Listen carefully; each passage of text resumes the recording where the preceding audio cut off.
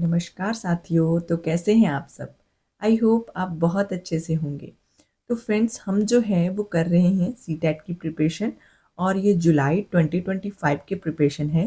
तो इसमें हम जो है वो एसएसटी वाला पार्ट जो है वो कर रहे हैं। एसएसटी वाले पार्ट में आपको पता है हम क्या कर रहे हैं, हम कर रहे हैं एंशियंट हिस्ट्री वाला पार्ट। उसके बाद हम जियोग्राफी के पार्ट पर भी आएंगे, लेकिन पहले हम जो है वो हिस्ट्री वाला पार्ट को कवर करेंगे। हम जो है वो सीटेट की प्रिपरेशन जो है वो एक सीक्वेंस वाइज जो है वो इम्पॉर्टेंट फैक्ट जो होते हैं हिस्ट्री में, हम उसके अकॉर्डिंग जो है वो पढ़ रहे हैं। तो ये क्लास नंबर 18 है। तो अगर इसके पीछे की क्लासेस जो हैं 17 क्लासेस, अगर आपने उनको अभी तक नहीं देखा है तो प्लीज़ उन क्लासेस को भी ज़रूर जाकर देखें, क्योंकि अगर आप एक सीक्वेंस वाइज शुरू से पढ़ना शुरू करेंगे तभी आपके लिए ये जो वीडियोस हैं वो बहुत ज़्यादा बेनिफिशियल जो हैं वो रहने वाली हैं। तो फ्रेंड, शुरू करते हैं हम आज की ये क्लास। आपको पता है हम जो पीछे की 17 क्लासेस हैं उसमें हमने जो है वो मौर्य काल पढ़ लिया है, मौर्योत्तर काल भी पढ़ लिया है, और अब जो है हम पढ़ रहे थे मुगल वंश। ठीक है, तो मुगल वंश के हमने जो हैं 3 महान शासक जो हुए हैं। सबसे पहले बाबर थे। बाबर के बारे में हमने पढ़ लिया है। जैसे कि बाबर जो था वो मुगल वंश का जो संस्थापक था। ठीक है, उसने इब्राहिम लोदी को पानीपत की प्रथम लड़ाई जो 1526 में हुई थी उसमें हराया था। उसके बाद हमने बाबर के बाद हुमायूं आया था, उसको उसके बारे में भी हमने पढ़ लिया है। उसके बाद अकबर के बारे में भी हम पढ़ चुके हैं पिछली क्लास में। तो अब हम पढ़ते हैं आगे। तो आगे हैं फोर्थ नंबर पर जहांगीर, और ये मुगल वंश के चौथे जो शासक हैं या सम्राट हैं वो कहे जा सकते हैं। अकबर के बाद हमने पढ़ा था कि अकबर की जब मृत्यु हुई थी तो इसका उसका जो था वो एकमात्र जो पुत्र जीवित बचा था वो उसका नाम था सलीम। तो यहाँ से हमें पता चलता है कि जहांगीर का नाम ही सलीम है। ठीक है, तो 1605 से लेकर 1627 तक का जहांगीर का शासनकाल था। तो यहाँ पे हम पढ़ सकते हैं कि यहाँ पे लिखा है 1606 में जहांगीर के बड़े पुत्र खुसरो ने विद्रोह किया था। ठीक है, किसके पुत्र ने? जहांगीर के बड़े पुत्र खुसरो ने विद्रोह किया था। सिख गुरु अर्जुन जो सिंह ने से शरण ली थी। ठीक है, तो खुसरो ने विद्रोह किया और सिख गुरु अर्जन सिंह से शरण ली थी। और 1621 में खुर्रम ने खुसरो को मरवा डाला। ठीक है, तो खुर्रम जो था उसने खुसरो जो कि जहांगीर का बड़ा पुत्र था उसको मरवा डाला था। जहांगीर ने सिख गुरु अर्जन सिंह को खुसरो की सहायता करने के लिए 1606 में मृत्यु दंड दे दिया था। ठीक है, तो खुसरो की सहायता करने के जुर्म में जो गुरु अर्जुन सिंह थे उनको भी 1606 में जहांगीर के द्वारा मृत्यु दंड जो था वो दे दिया गया था। ठीक है, तो ये इंपॉर्टेंट फैक्ट है कि जो सिख गुरु थे अर्जुन सिंह, उनकी जो शरण में था जहांगीर का बड़ा पुत्र खुसरो गया था। तो अब जब उनका बेटा मर गया खुसरो, तो जो सिख गुरु थे गुरु अर्जन सिंह, उनको भी जो था वो जहांगीर के द्वारा मृत्युदंड जो था वो 1606 में दे दिया गया था। इस जुर्म में खुसरो की सहायता करने के लिए। ठीक है, आगे आता है William Hawkins, sir Thomas Roe और विलियम्स फिंच और एडवर्ड टेरी जहांगीर के दरबार में आए थे। ठीक है, तो ये जितने भी विदेशी थे ये सभी जो थे ये जहांगीर के दरबार में आए थे। यहाँ पे है आगे, जहांगीर ने विलियम हॉकिंस को इंग्लिश खां की उपाधि जो थी वो प्रदान की थी। ये इंपॉर्टेंट फैक्ट है कि जहांगीर ने किसको इंग्लिश खां की उपाधि जो थी वो प्रदान की थी। तो इंग्लिश खान की उपाधि जो थी जहांगीर ने दी थी विलियम हॉकिंस को। ये आपने याद रखना है, इंपॉर्टेंट है। जैसा कि मैं हर क्लास में आपको बोलती हूँ कि कॉपी और पेन लेकर जरूर मेरी क्लास में आए, ताकि आप जितने भी आपको इंपॉर्टेंट फैक्ट लगते हैं उन सभी को नोट डाउन करके जरूर रख सकें। और अगर आप चैनल पर नए आते हो तो प्लीज़ चैनल को भी जरूर सब्सक्राइब कर लें। अपने दोस्तों के साथ भी मेरी वीडियोस को जो है वो शेयर जरूर करें। आगे आता है कि उसने आगरे के किले से कुछ दूर घंटियां लगवाई जिसमें एक स्वर्ण जंजीर लगी थी। उसे न्याय की जंजीर का शासक कहा गया है। अब ये जो था जहांगीर, इसको न्याय की जंजीर का शासक कहा गया है। क्यों कहा गया है न्याय की जंजीर का शासक? क्योंकि इसने क्या किया था, आगरे के किले से कुछ दूर, अब आगरा में जो किला बना है वो जो है वो किसने बनवाया था? वो बनवाया था अकबर ने। ठीक है, तो आगरा का किला जो था वो उसको बनवाने की उसकी कुछ ही दूर तक जो घंटियां थी वो लगवा दी गई थी, जिसमें एक स्वर्ण जंजीर जो थी वो लगी होती थी। स्वर्ण जंजीर यानी कि सोने की जंजीर लगी होती थी। इसलिए इस शासक कौन, जहांगीर की बात कर रहे हैं। जहांगीर को न्याय की जंजीर का शासक भी कहा गया है। ठीक है, तो आगे आते हैं, जहांगीर ने दो अस्पा तथा सिंह अस्पा, दो अस्पा और सिंह अस्पा, ये दोनों ही नाम है, की प्रथा चलाई। ठीक है, तो ये दो अस्पा और सिंह अस्पा की प्रथा जो थी वो जहांगीर के द्वारा चलाई गई थी। आगे है, जहांगीर ने अपनी जीवन गाथा तुझके जहांगीर की रचना जो थी वो फारसी में की थी। अब यहाँ से पता चल गया हमें कि ये जो तुझके जहांगीर थी, इसमें जहांगीर के जीवन काल का वर्णन है और इसको जहांगीर ने स्वयं रचित किया है। ठीक है, कौन सी भाषा में? फारसी भाषा में, जो कि उस टाइम की भाषा थी इनके शासनकाल की। तो जो हमने पढ़ा था पिछली क्लास में कि अकबर जो था उसने भी बहुत सारे ग्रंथों की रचना जो थी वो फारसी में करवाई थी। ठीक है, तो जहांगीर ने अपनी जो, जैसे कि हमने इन सभी मुगल वंश के सम्राटों के बारे में या उससे पीछे भी हमने पढ़ा, तो ये जितने भी मुस्लिम शासक होते थे इनके काल में कोई ना कोई ऐसा दरबारी कवि या खुद स्वयं होते थे जो अपने जीवन काल की सभी घटनाओं को लिखते थे। ठीक है, तो जैसे हमने पढ़ा था, हुमायूं नामा जो था वो गुलबदन बेगम जो उसकी सौतेली बहन थी उसने लिखा था, और बाबर नामा जो था वो बाबर ने स्वयं लिखा था। उसी तरह से बहुत सारे जो जितने भी मतलब हुए हैं, जो सम्राट हुए हैं, उनकी जीवन जो गाथा है वो किसी न किसी ने जरूर लिखी है, चाहे उन्होंने स्वयं लिखी हो चाहे किसी और ने लिखी हो। तो इसी तरह से यहाँ से हमें पता चल गया कि तुझके जहांगीर जो थी वो किसने लिखी थी, या तुझके जहांगीरी भी कहा जाता है। ठीक है, तो तुझके जहांगीरी जो थी वो फारसी भाषा में थी और इसको जहांगीर ने स्वयं लिखा था। ठीक है, तो जहांगीर जो था उसने स्वयं अपने जीवन काल की घटनाओं को लिखा था। आगे आता है कि जहांगीर जहांगीर के शासनकाल में गुप्त चित्रकला अपने चरमोत्कर्ष पर थी। ठीक है, तो जो चित्रकला थी वो मतलब एक तरह से बहुत ही ऊंचे शिखर पर थी। चरमोत्कर्ष मतलब बहुत ही ऊंचे शिखर पर जो थी वो पहुंच चुकी थी मुगल चित्रकला। ठीक है, तो इस काल को चित्रकला का स्वर्ण काल भी कहा जाता है। किसके काल को? जहांगीर के शासनकाल को। जहांगीर का शासनकाल था 1605 से लेकर 1627 तक का। तो इस काल को जो है वो चित्रकला का स्वर्ण काल भी कहा जाता है, ये भी आपने याद रखना है। तुझके जहांगीर, जहांगीर की जीवन गाथा है जिसको जहांगीर ने स्वयं लिखा है, और जो जहांगीर था उसके शासनकाल को चित्रकला का शासनकाल भी कहा, स्वर्ण काल भी कहा जाता है। ठीक है, ये भी आपने याद रखना है, इंपॉर्टेंट फैक्ट है। अब आगे आता है कि जहांगीर ने आगरा के निकट सिकंदरा में अकबर का मकबरा और लाहौर की मस्जिद जो थी वो बनवाई थी। ठीक है, तो ये दोनों ही इंपॉर्टेंट हैं। जहांगीर ने आगरा के निकट जो था वो सिकंदरा में मकबरा बनवाया था, जहाँ पे अकबर को जो था वो दफनाया गया था। ठीक है, तो सिकंदरा कहाँ पर है? आगरा में, आगरा के निकट है। ठीक है, तो सिकंदरा जो है उसमें अकबर का मकबरा बनवाया था, और लाहौर की मस्जिद जो थी वो भी जहांगीर के द्वारा ही बनवाई गई थी। ठीक है, तो आगे आता है, जहांगीर की मृत्यु जो थी वो 7 नवंबर 1627 को भीमबार नामक स्थान पर हुई थी। ठीक है, कहाँ पर हुई थी? भीमबार नामक स्थान पर उसकी मृत्यु जो थी वो 1627 में हो गई थी। उसे लाहौर में दफनाया गया था। बाद में जो था वो नूरजहां ने एक मकबरा बनवाया था। अब जो नूरजहां थी इसकी पत्नी, उसने बाद में यहाँ पर जो था वो मकबरा बना दिया था। कहाँ पर? जहाँ पर इसको दफनाया गया था, कहाँ? लाहौर में। ठीक है, तो ये भी आपने याद रखना है। आगे आता है कि मुगल सम्राट जहांगीर ने जम्मू कश्मीर में शालीमार बाग का निर्माण करवाया था। ठीक है, तो किसका निर्माण करवाया था? शालीमार बाग का निर्माण जो था वो करवाया था। आगे आता है कि नूरजहां के बचपन का नाम जो था वो मेहरुनिसा। ठीक ठीक है, हम किसकी बात कर रहे हैं? हम कर रहे हैं जहांगीर की पत्नी जो कि नूरजहां थी, जिसने जहांगीर की याद में जो था वो मकबरा बनवाया था। कहाँ पे? जहाँ पे जहांगीर को दफनाया गया था। ठीक है, तो ये जो नूरजहां थी इसके बचपन का नाम जो था वो निसा था, और मई 1611 में जहांगीर ने उससे विवाह किया था। ठीक है, तो जहांगीर ने 1611 में नूरजहां से विवाह किया था और उसे नूर महल व नूरजहां की जो उपाधियां थी वो दी थी। तो जब विवाह हो गया था मेरुनिस्सा से, तो उसको ऐसा होता था कि पहले जो था वो मुस्लिम औरतों का नाम जो था वो शादी के बाद चेंज कर दिया जाता था। ठीक है, तो मेरुनिस्सा का नाम जो था वो जहांगीर के द्वारा नूर महल व नूरजहां का नाम जो था वो दिया गया था, इसकी उपाधियां दी गई थी। तो 1613 में नूरजहां को पट पट्टमिशी, ठीक है, पट्टमिशी या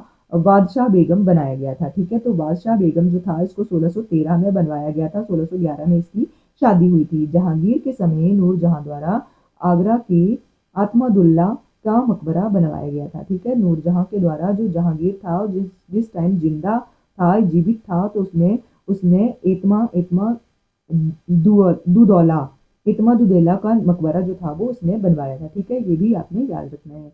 आगे है, नूरजहां की माँ असमत बेगम उसकी मुख्य परामर्शदात्री थी और इत्र की आविष्कारक मानी जाती है। ठीक है, ये इंपॉर्टेंट फैक्ट है।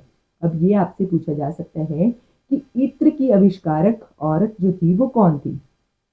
तो इत्र का आविष्कार किसने किया है? इत्र का आविष्कार जो है वो जहांगीर की पत्नी जो थी नूरजहां बेगम, उसकी माता जो थी असमत बेगम, उसने इत्र का आविष्कार जो था वो किया था। ठीक है, ये इंपॉर्टेंट है, ये आपने। तो चलिए अब हम पढ़ते हैं अगले जो शासक थे मुगल वंश के, वो थे पांचवें शाहजहां। ठीक है, तो शाहजहां जो थे ये पांचवें शासक थे मुगल वंश के, और इनका जो शासनकाल था 1627 से लेकर 1658 तक का था। ठीक है, तो शाहजहां यानी कि खुर्रम का जन्म जो था ये 5 जनवरी 1552 को लाहौर में हुआ था। ठीक है, तो ये इंपॉर्टेंट है कि शाहजहां का जन्म जो, या शाहजहां का ही नाम खुर्रम है। ठीक है, तो खुर्रम का जन्म जो था ये 5 जनवरी 1552 ईस्वी को लाहौर में हुआ था। ठीक है, ये इंपॉर्टेंट है। और उसकी माता मारवाड़ के शासक उदय सिंह की पुत्री जगत गोसाई थी। ठीक है, तो इसकी जो माता थी ये कौन थी? यानी कि ये जो शाहजहां बना जहांगीर के बाद, तो इसकी माता का नाम जो था ये था जगत गोसाई। ठीक है, तो ये जो शासक बना था अगला जहांगीर के बाद, इसकी माता जो थी ये जगत गोसाई थी। ठीक है, तो खुर्रम के विवाह 1612 में आसफ खां की पुत्री अर्जुमंद बानो बेगम के साथ हो गया था। ठीक है, तो जो बाद में मुमताज महल के नाम से जो थी वो प्रसिद्ध हुई थी। ठीक है, तो मुमताज महल का नाम जो था आसफ खान की पुत्री जो थी अर्जुमंद। ठीक है, जो मुमताज महल थी इसका पुराना नाम आपसे पूछा जा सकता है, तो इसका नाम था अर्जुमंद बानो बेगम। ठीक है, बाद में इसको मुमताज महल का नाम जो था वो दे दिया था। जैसा कि मैंने आपको बताया कि ये जो मुस्लिम होते हैं, इनकी जो शादी के विवाह टाइम के बाद जो है वो नाम जो है वो चेंज कर दिया जाता है। ठीक है, तो जैसे कि हमें पता चला कि नूरजहां को भी शादी के बाद ही जहांगीर के द्वारा नाम दिया गया था, उसी तरह से ये जो अर्जुमंद बानो बेगम थी, इसको मुमताज महल का नाम जो है वो दिया गया था। किसके द्वारा? शाहजहां के द्वारा। ठीक है, तो आगे आता है कि शाहजहां के कितने बेटे थे? 4 बेटे थे। ठीक है, तो शाहजहां के 4 बेटे बेटे थे, दारा शिकोह, औरंगजेब, शाह शुजा और मुराद। ठीक है, तो ये जो 4 बेटे थे, इनमें दारा शिकोह जो था वो सबसे बड़ा था, उसके बाद औरंगजेब, शाह शुजा और मुराद। ठीक है, तो 1658 में बहादुरपुर के युद्ध में शाहजहां के दूसरे बेटे शाह शुजा को दारा के पुत्र सुलेमान ने पराजित कर दिया था। ठीक है, तो ये जो युद्ध हुआ था, कहाँ का युद्ध हुआ था? बहादुरपुर के युद्ध में। ठीक है, बहादुरपुर का युद्ध कब हुआ था? 1658 में। तो 1658 में शाहजहां के दूसरे बेटे जो थे शाह शुजा, उनको जो था वो दारा के पुत्र सुलेमान ने पराजित कर दिया था।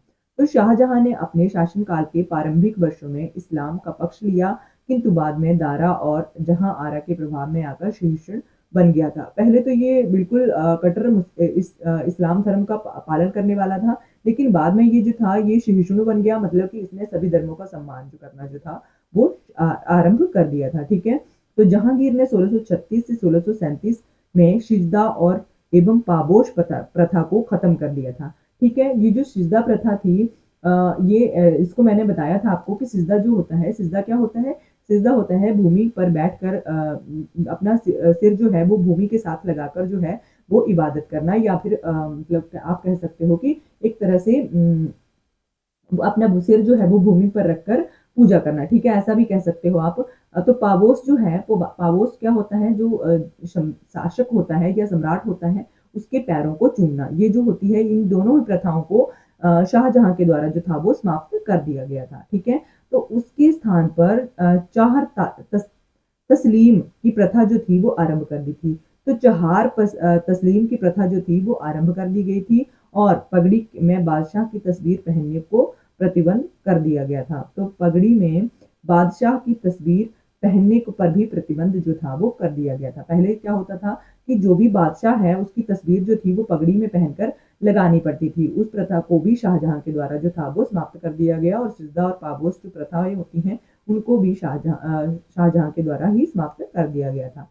आगे आता है कि शाहजहाँ का काल जो था वो स्थापत्य कला का स्वर्ण काल कहा जाता है। ठीक है, तो जो जहांगीर था उसका काल जो है वो चित्रकला का स्वर्ण काल कहा जाता है और शाहजहाँ का काल जो है ये स्थापत्य कला का स्वर्ण काल जो है वो कहा जाता है। ठीक है, तो उस काल में जो थी वो चित्रकला जो थी वो उभर कर आई थी। ठीक है, बहुत अपने चरम सीमा तक पहुंच गई थी और इस काल में स्थापत्य कला जो थी वो उसका स्वर्ण काल जो है ये कहा जाता है। किसका काल? शाहजहाँ का काल, जो कि 1627 से लेकर 1658 तक। ठीक है, तो उसने दिल्ली का लाल किला और जामा मस्जिद और जो जो शाहजहाँ था इसने ही दिल्ली का लाल किला और जामा मस्जिद और आगरा के किले में मोती मस्जिद बनवाया था और दीवाने आम, दीवाने खास और ताजमहल और लाहौर के किले में दीवाने आम, मुसम्मम बुर्ज और शीश महल, नौलखा और जो खवाब गाह था वो बनवाया था। ठीक है,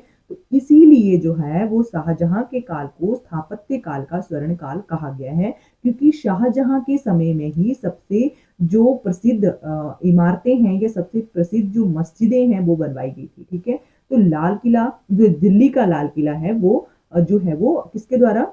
शाहजहाँ के द्वारा बनवाया गया था और जो आगरा का लाल किला है वो किसके द्वारा? वो अकबर के द्वारा जो है वो बनवाया गया था। ठीक है, तो ये दोनों में ही आपने फर्क जो है वो याद रखना है, क्योंकि इन दोनों में डिफरेंस सिर्फ एक ही चीज का है, एक जो है वो दिल्ली में है और एक जो है वो आगरा में है। ठीक है, तो ये जो लाल किले वाला फैक्ट है ये बहुत बार बहुत सारे स्टूडेंट्स को जो है वो कंफ्यूज करता है, तो आपने कंफ्यूज नहीं होना है। जो दिल्ली का लाल किला है वो शाहजहां के द्वारा और जो आगरा का लाल किला है वो अकबर के द्वारा जो है वो बनवाया गया था। ठीक है, तो दिल्ली का लाल किला जो है वो बहुत ही ज्यादा आपको पता है प्रसिद्ध है। जामा मस्जिद भी आपने सुना होगा, ये भी शाहजहां के द्वारा ही बनवाई गई थी। आगरे का किला और आगरे के किले में मोती मस्जिद और दीवाने आम और ताजमहल, सबसे बड़ी बात है कि ताजमहल का आपको पता होना चाहिए। ताजमहल जो है वो भी शाहजहां के द्वारा ही इसका निर्माण जो है वो करवाया गया है। ठीक है, तो इसीलिए इस काल को स्थापत्य काल का स्वर्ण काल जो है वो कहा जाता है। आगरा की जामा मस्जिद जो है वो शाहजहां की पुत्री जहां आरा ने बनवाई थी। ठीक है, तो ये जो आगरा की जामा मस्जिद है इसका निर्माण जो है वो शाहजहां की पुत्री जो थी जहां आरा उसके द्वारा जो थी वो बनवाई गई थी जामा मस्जिद। ठीक है, तो ये भी हमें पता चल गया कि जामा मस्जिद जो थी उसका निर्माण हुआ तो शाहजहां के काल में ही था, लेकिन उसकी पुत्री जो जहां जहां आरा थी उसने बनवाई थी। ठीक है, जामा मस्जिद, ये भी आपने याद रखना है। आगे आता है कि तख्ते ताउस मयूर सिंहासन मुगल बादशाह शाहजहां ने बनवाया था। ठीक है, ये जो तख्ते ताउस मयूर सिंहासन है इसको मुगल बादशाह शाहजहां के द्वारा ही बनवाया गया था। ठीक है, तो इस पहले यह आगरा के किले में था। ये जो तख्ते ताउस मयूर सिंहासन है यानी कि मोर वाला सिंहासन जो है ये पहले कहाँ था? ये पहले जो था वो आगरा में था। ठीक है, वहां से दिल्ली के लाल किला के दीवाने खास में स्थानांतरित जो था वो कर दिया गया था। पहले तो ये आगरा के किले में था। कहाँ पे था? आगरा के किले में था। बाद में इसको दिल्ली के किले में जो है वो दीवाने खास में स्थानांतरित जो था वो कर दिया गया था। ठीक है, यहाँ से इस सिंहासन को ईरान के शासक नादिर शाह लूट कर अपने साथ ले गया था। ठीक है, तो ये सबसे इंपॉर्टेंट है कि ये जो सिंहासन है मयूर सिंहासन तख्ते ताउस जिसका नाम था, ये शाहजहां के द्वारा जो था इसका निर्माण करवाया गया था। पहले तो इसको आगरा में रखा गया, उसके बाद इसको दिल्ली के लाल किला के दीवाने खास में स्थानांतरित कर दिया गया और उसके बाद ईरान के जो शासक थे नादिर शाह उसके द्वारा इसको लूट कर अपने साथ जो था वो ले गया था। इसका मयूर सिंहासन नाम इसलिए पड़ा था क्योंकि इसको पिछले भाग में नाचते हुए दो मोरों को दर्शाया गया था, इसीलिए इसका नाम जो था वो मयूर सिंहासन पड़ा था। वैसे तो इसका नाम तख्ते ताउस था, लेकिन मयूर सिंहासन क्यों बोला जाता था? क्योंकि इसका जो पिछला हिस्सा था उसमें दो नाचते हुए मोरों को जो था वो दर्शाया गया था। ठीक है, तो ये बहुत ही सुंदर सा एक तख्ते ताउस था जिसको जो है वो नादिर शाह जो था ईरान का शासक उसके द्वारा लूट कर अपने साथ जो था वो ले गया था। आगे आता है फ्रेंच यात्री वर्नियर और इटली के यात्री मनुची ने शाहजहां के काल का उल्लेख किया है। ठीक है, तो कौन से जो यात्री हैं उन्होंने शाहजहां के काल का उल्लेख किया है?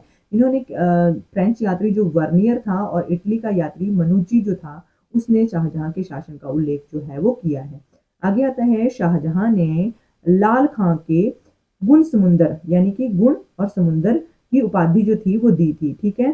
तो शाहजहां ने लाल खां को, ये भी आपने याद रखना है, गुण समुंदर की उपाधि जो थी ये शाहजहां ने लाल खां को दी थी। आगे आता है कि शाहजहां ने दारा शिकोह को शाह बुलंद की उपाधि से नवाजा था, ठीक है। तो ये जो दारा शिकोह था ये कौन था, ये शाहजहां का पुत्र था, ठीक है। तो दारा शिकोह को जो था वो शाह बुलंद की उपाधि जो थी शाहजहां ने दे रखी थी।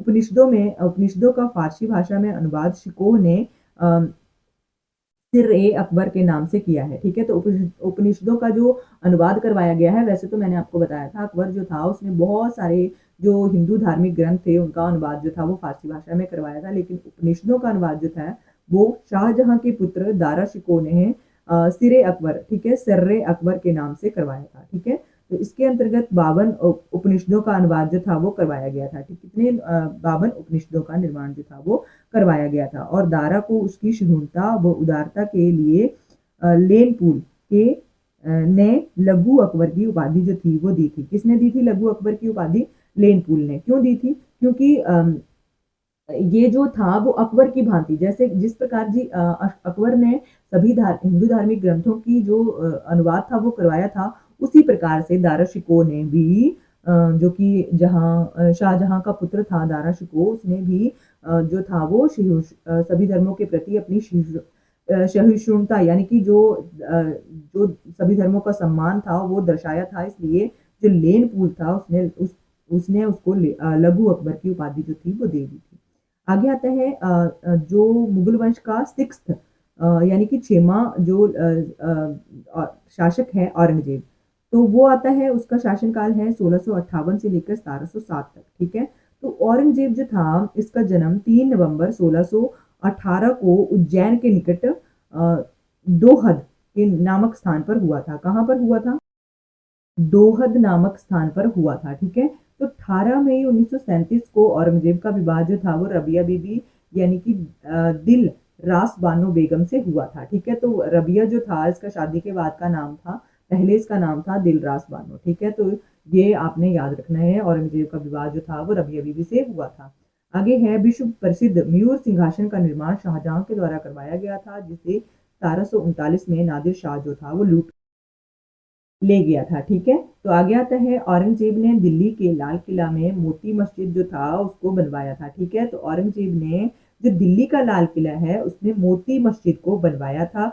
उसने अपनी पत्नी राबिया उद दौरानी का मकबरा जो था वो औरंगाबाद में बनवाया था, जिसे बीबी का मकबरा, दक्षिण भारत का ताजमहल, काला महल से भी जाना जाता है। तो ये जो था ये जो मकबरा था औरंगाबाद में, जिसको कि बहुत सारे नामों से पुकारा गया है, तो ये आपने याद रखना है, ये औरंगजेब के द्वारा अपनी पत्नी की याद में रबिया बीबी थी उसकी याद में बनवाया गया था औरंगाबाद में। तो इसका नाम जो था वो बीबी का मकबरा भी है। दक्षिण भारत में इसको ताजमहल कहा जाता है और काला काला ताजमहल भी इसको कहा जाता है, ठीक है। तो भारत का ताजमहल और काला जो है ताजमहल इसको या बीबी का मकबरा भी है जो औरंगजेब के द्वारा बनवाया गया था, ठीक है। तो ये बहुत इंपॉर्टेंट है, बीबी का मकबरा तो मैक्सिमम पूछा ही जाता है, बहुत सारे एग्जामों में पूछा भी गया है कि बीबी का मकबरा जो है वो या तो पूछा जाता है कहाँ पर है या पूछा जाएगा किसने बनवाया था, ठीक है। तो ये आपने याद रखना है, औरंगजेब ने अपनी पत्नी रबिया बीबी के नाम से बीबी का मकबरा जो था वो बनवाया था, ठीक है। ये मकबरा जो है वो आजम शाह की देखरेख में तैयार हुआ था। किसकी देखरेख में? आजम शाह जो था उसकी देखरेख में ये मकबरा जो था वो तैयार हुआ था। औरंगजेब ने सिखों के 9वें गुरु जो तेग बहादुर थे उनकी 1675 में हत्या करवा दी थी। तो ये भी इम्पॉर्टेंट है कि सिखों के 9वें जो गुरु थे गुरु तेग बहादुर, उनकी मृत्यु जो थी वो भी औरंगजेब ने ही करवाई थी 1675 में। तो ये क्वेश्चन भी हमारा इम्पॉर्टेंट बन गया है यहाँ से। आगे आते हैं, औरंगजेब ने अपनी बहन जहां आरा को मरणोपरांत शाही बात उज जमानी की उपाधि जो थी वो प्रदान की थी, ठीक है। तो ये जो जहां आरा थी शाहजहां की पुत्री, इसने जामा मस्जिद का निर्माण जो था वो करवाया था। तो ये औरंगजेब की बहन थी। तो औरंगजेब ने अपनी बहन को जहां आरा उसको मरणोपरांत, उसके मरने के बाद शाही बात उज जमानी की उपाधि जो थी वो दी थी, ठीक है। तो आगे आता है, औरंगजेब की मृत्यु 4 मार्च 1707 को हो गई थी, ठीक है। कब हुई थी? 4 मार्च 1707 को, ठीक है। तो आगे आता है कि बहादुर शाह द्वितीय मुगल सम्राट का अंतिम शासक था। ठीक है, बहादुर शाह द्वितीय। अब ये क्वेश्चन मैंने देखा है कि किसी एग्जाम में ये क्वेश्चन पूछा गया था कि मुगल वंश का अंतिम शासक कौन था। तो हम जो है हम यही मान लेते हैं कि मुगल वंश का अंतिम शासक औरंगजेब था, लेकिन औरंगजेब के बाद भी एक शासक हुआ है जिसका नाम है बहादुर शाह द्वितीय। ठीक है, तो ये इंपॉर्टेंट नाम है और ये आपने जरूर याद रखना है। बहुत सारे एस्पिरेंट जो है वो इस क्वेश्चन में जो है वो कंफ्यूज रहते हैं। तो मुगल वंश का अंतिम शासक जो था बहादुर शाह द्वितीय था, जो कि औरंगजेब का पुत्र था। ठीक है, तो इसको भी आपने याद रखना है। तो ये जो था मुगल साम्राज्य का अंतिम शासक था, जिसे 1857 की क्रांति के दौरान ब्रिटिश सेना द्वारा हुमायूं के मकबरे से गिरफ्तार कर लिया गया था। ठीक है, और पैरान देकर रंगून भेज दिया गया था, जहां उसकी 1862 में मृत्यु हो गई थी। ठीक है, तो ये ब्रिटिश जब 1857 का विद्रोह हुआ था उस टाइम पर इसको जो है वो क्या किया गया था, इसको हुमायूं के मकबरे से और ब्रिटिश सेना के द्वारा गिरफ्तार जो है वो कर दिया लिया गया था और रंगून भेज दिया गया था, जहां इसकी मृत्यु हो गई थी। ठीक है, तो आज हमने जो है वो कवर कर लिया है मुगल वंश। ठीक है, मुगल वंश के बारे में हमारी जो ये क्लास है वो यहीं पर खत्म होती है, यानी कि हमने जो है वो मुगल वंश को पूरा ही पढ़ लिया है। बाबर से लेकर हमने जो बहादुर शाह द्वितीय अंतिम मुगल सम्राट था उसके बारे में भी हमने पढ़ लिया है। तो आगे की वीडियो में हम पढ़ेंगे मराठों का उत्कर्ष या मराठों का उदय कैसे हुआ था, कहाँ से मराठे जो हैं वो आए थे। ठीक है, तो आपने अगली क्लासेस भी जरूर देखनी है, अगली क्लासेस के लिए भी जरूर वेट करना है। और पीछे की क्लासेस अगर आपने नहीं देखी हैं तो प्लीज़ उनको भी जाकर जरूर देख लें, क्योंकि ये आपके लिए बहुत ज़्यादा हेल्पफुल रहने वाली हैं। सीटेट की प्रिपरेशन में ये जो सीरीज़ चल रही है ये बहुत इंपॉर्टेंट है। आपने अगर आप फर्स्ट क्लास से लेकर देखोगे तो आपके लिए बहुत ही हेल्पफुल ये वीडियोज़ जो है वो रहने वाली है। आप अपने फ्रेंड्स के साथ भी वीडियोज़ को शेयर करना बिल्कुल ना भूलें। अगर चैनल पर नए आते हो तो प्लीज़ चैनल को जरूर से सब्सक्राइब कर लें। Thank you for watching.